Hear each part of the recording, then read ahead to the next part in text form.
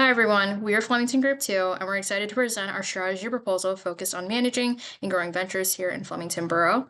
We're dedicated our efforts to understanding Flemington's unique situation and developing actionable recommendations. This presentation will cover our strategy proposal, including the client business overview, key challenges, the research and analysis that informed our recommendations, and how we propose to measure success. Let's begin with a brief overview of the Flemington Community Partnership. They are located at 50 Stangle Road in Flemington, incorporated in New Jersey in 2016. The key concept of our project is Robin Lapidus, the executive director. With approximately $592,000 in annual revenue, the FCP primarily operates within the borough of Flemington. The Flemington Community Partnership develops marketing strategies, organizes events, and drives economic development, with Robin Lapidus playing a key role in all of it. Key stakeholders include visitors, investors, businesses, residents, and the local government. FCP aims to attract visitors, secure investment, support local businesses, and drive and create a vibrant downtown. Flemington has an opportunity in the South End with a planned walking path and neighborhood preservation program support. Key challenges include replacing the economic driver of the closed outlet mall, overcoming rural isolation to attract investment in tourism, and establishing a unified identity across business districts. These challenges highlight the core problem we are addressing with our proposal, which we'll discuss next. So, the core issue in the south end of Flemington is a lack of safe, connected, and inviting infrastructure. So, this limits pedestrian access, deters visitors, and separates residents, especially the seniors and students, from key areas and amenities. There's also untapped potential in the area's historical and cultural assets, which aren't currently being used to boost local tourism or economic activity. So, our client is focused on two objectives. The first one is to design at least three strategic growth initiatives specifically for the South End. Second, to create a cohesion strategy that connects all four districts, encouraging visitors to explore multiple areas during their visit, which we move on to the competitor analysis. When we evaluated Flemington, against other regional destinations, several key insights stood out. So, Lambertville, for example, draws visitors through its walkable downtown antique shops and cultural charm. Its strong identity and integration with neighboring New Hope gives it high foot traffic, regional appeal. The Red Bank attracts a younger, trend driven crowd with live music, boutiques, and riverside experiences. Again, this place is highly walkable and tightly packaged, I would say. The Delaware Canal Trail offers like a nature first experience. It's accessible and educational, but lacks surrounding attractions, which makes it feel isolated at times. In comparison to Flemington, South End currently suffers from limited attractions, poor infrastructure, and passive activities like train rides that don't fully engage diverse audiences. This analysis makes it clear to compete, Flemington needs to prioritize walkability, cultural storytelling, and also just business development overall. This is all while creating a stronger district links to present a cohesive visitor experience. So here we have our SWOT analysis. Flemington has strong social media, historical assets, and economic development potential with dedicated local support. The borough faces challenges in unifying its identity, managing competition from new development, and addressing infrastructure needs, particularly in the South End.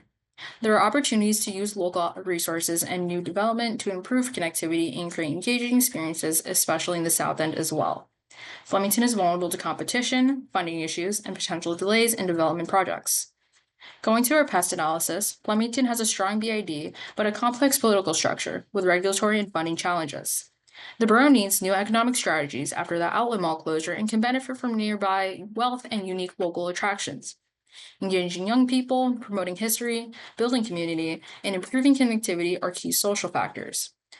Upgrading wayfinding, marketing, and technology infrastructure, especially for projects like the Linear Park, is important. Here are the key trends shaping Flemington's development. For the post-outlet economic shift, Flemington is moving away from its reliance on the old outlet mall and aiming to create the success of places like Lambertville and Red Bank, which are known for their unique shopping experiences, restaurant, and cultural scenes. For leveraging local heritage, Flemington needs to use its historical assets to attract tourists, similar to how Lambertville's historic charm is a draw. Enhancing walkability and infrastructure. Improving walkability and infrastructure, such as better signage and the development of the linear park, is crucial. This slide here provides further context for the trends in trails. It emphasizes the community benefits of trail development, including equitable access and enhancing quality of life, and the increased importance of amenities and modern residential developments. Today's homebuyers prioritize a lifestyle with access to parks and community spaces. First, starting with our secondary research, studies showed that urban green infrastructure, such as parks and trails, not only increase property value, but also boost local businesses and commercial activity. Local surveys from 2022 highlight the lack of amenities and events as a major deterrent for visitors. We also found from New Jersey Community Affairs, we found that it underlines the importance of integrating green elements like rain gardens and native landscaping to support long-term sustainability. Examples like the High Line in New York City demonstrate how green walkways can enhance wellness, traffic, and communities. Ultimately, people are more likely to use green spaces when they are convenient, safe, and socially engaging, emphasizing how events, festivals, and shared recreational spaces can foster both community and tourism. Now moving on to our primary research, we surveyed 25 respondents using Google Forms, emails, and texts. The survey captured a wide demographic, including both residents and non-residents of Hunterdon County. Some of the highlights were that 76 respondents expressed strong interest in the proposed linear park. Walking paths and bike paths were a top priority, with half the respondents selecting this as one of their desired amenities. Walking was the most preferred method of accessing the park, indicating the need for safe and accessible pathways. Safety and maintenance emerged as one of the crucial concerns, especially regarding fencing, lighting, and general upkeep. Lastly, 84% of people favored multi-district events, signaling that the shared community events could significantly boost engagement as well as exploration. In conclusion, both of our primary and secondary research strongly supported the investing in accessible and well-maintained green infrastructure and coordinated community events as powerful tools to revitalize and engage in the South End community. So first off, we want to create a Flemington rail trail and greenway experience. So by doing that, we want to enhance linear park for recreation, education, and community, highlighting rail and nature. Flemington community has a rail that runs the entire community, so we want to make sure that that is very accessible for a lot of people. We want to install interpretive markers, salvage artifacts, and storyboards detailing rail history by also designating picnic areas and considering a small event pavilion. With the upcoming summer season, a lot of people are going to be outside and wanting to host events. So we want to make sure that people have the opportunities whenever the weather is warm or whenever an opportunity comes up for an event. We also want to create a South End environmental art corridor. So we want to do that by integrating art installations that are inspired by and interact with the natural heritage of the South End. And we want to have commissioned local artists for sculptures, murals, or sound installations reflecting the area's character. And we also want to have an active recreation and wellness hub by promoting outdoor activities and wellness using open space and the rail trail. And we want to incorporate fitness equipment stations along the trail and partner with instructors for yoga boot camps and running groups. And we also want to create a cohesion strategy for the borough of Flemington. And by doing that, we'll have informational links that encourage movement and awareness between the historic Main Street, Stangle Arts and Culture, Circle Business Districts, and the newly developed attractions in the South End. We want to have themed interdistrict trails by developing clearly marked walking and biking trails that connect key points of interest in each district. And we want to make sure that it has a name like that's memorable. So we want to come up with like a Flemington Heritage Loop. We want to have joint marketing and events calendars by creating a unified online calendar and marketing materials that showcase events and attractions across all 4 districts, making it easy for visitors to see what's happening throughout Flemington, including activities in the South End's environmental spaces. And we also want to have a district spotlight promotion by encouraging businesses in the existing districts to offer promotions or discounts that incentivize visiting the South End attractions. This is our proposed budget. So we have a $20,000 per recommendation budget. Our budget is $83,000, $83,900, and we want to make sure that each and every recommendation is accounted for. The growth risk assessment allows us to identify areas of need and how we plan to maintain growth for this project. We have a budget of $20,000 per recommendation from various grants listed. Our tangible goals including designing signage, adding art exhibits, and exercise hubs. While possible growth includes walkability, transit, and open space, we are beginning to focus on tangible, visible growth within our budget. For this project, we can leverage our budget and talented members of the community. The different boards have numerous people from different professions, which aids niches and expertise. Considering adequate controls, there are many recommendations, forms, and policies in place to ensure establishments are up to code. Financial programs managed by Flemington Planning Board and Borough Council ensures each project is following guidelines and allotted budgets through submissions.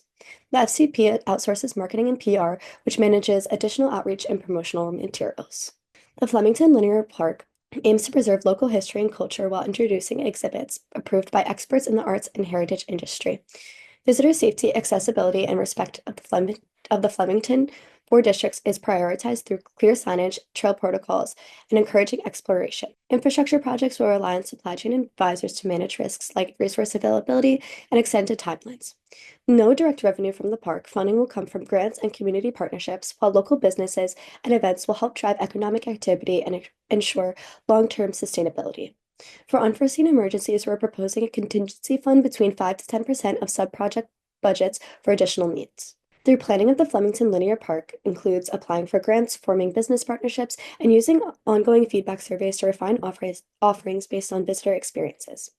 Key insights focus on foot traffic patterns, business needs tied to visitor volume and seasonality, and evaluating infrastructure like access points and gateway installations. Installation projects such as those in the South End with a 1-year timeline require coordinated communication across different members, including township officials, designers, suppliers, the community, and our board members. The members of the various boards maintains controls. These are members of different professions and diverse backgrounds, allowing them to leverage their own experiences to aid the community. The listed above are a few notable members. Most community meetings are open to all members of the community for feedback and recommendations.